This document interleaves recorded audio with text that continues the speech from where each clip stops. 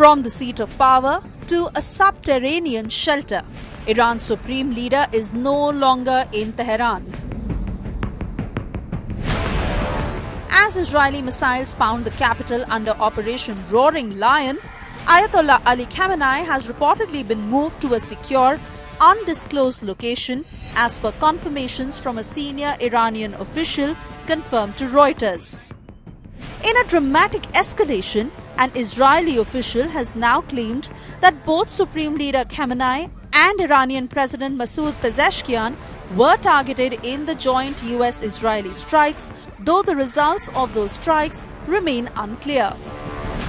The relocation follows reports that 7 missiles hit areas near the presidential palace and close to Khamenei's own compound in Tehran. Explosions echoed across the city.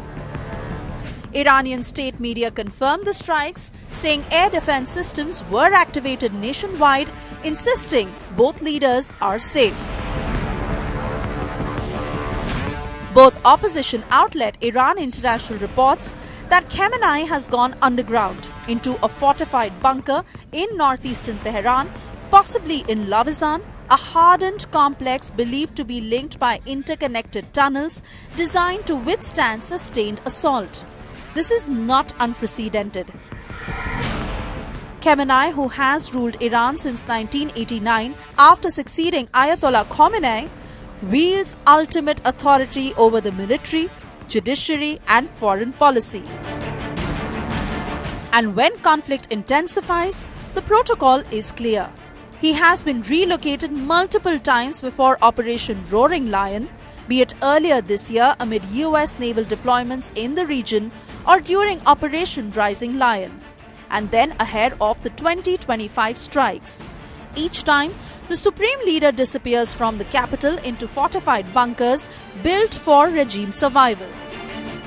Now, with US backing for Israel's campaign and President Donald Trump reaffirming joint strikes aimed at curbing Iran's nuclear ambitions, the stakes are higher than ever. This is no longer shadow warfare.